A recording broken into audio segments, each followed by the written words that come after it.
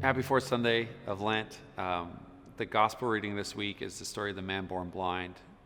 Jesus meets this man who is a beggar, who was born blind. People kind of know him in Jerusalem, and Jesus rubs clay on his eyes, tells him to go wash in the pool of Siloam. So he does. And it's funny is that immediately he can see, but people are identifying him by his previous existence. So he can see, but they're like, wait a second, isn't this guy blind? And in a similar fashion, the first reading is David being discovered by the prophet Samuel, and people are like, isn't this the shepherd? I think both of those instances we see God having a vision to see things differently than we do. He sees beyond our limited scope of vision.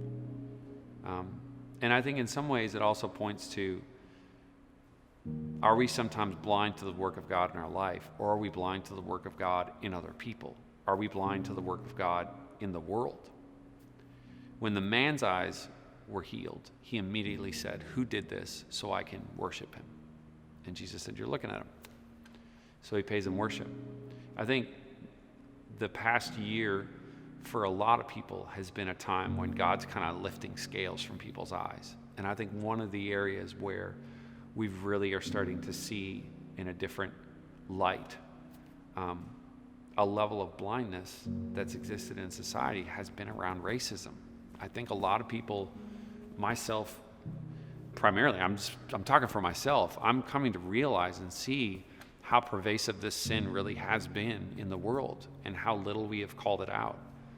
And I think that seeing the mercy and tenderness of Jesus and the vision of God to not see things the way we see it, but see beyond it, is inspiring. And I think it's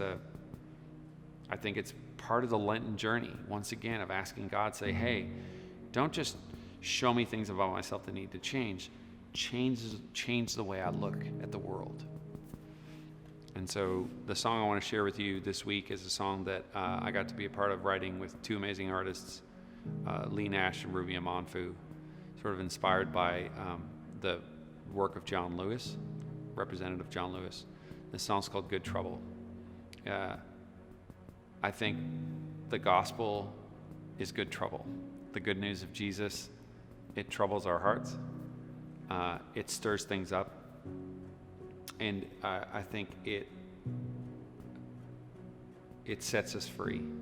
It opens our eyes to see things that we didn't see before about ourselves, about the world around us.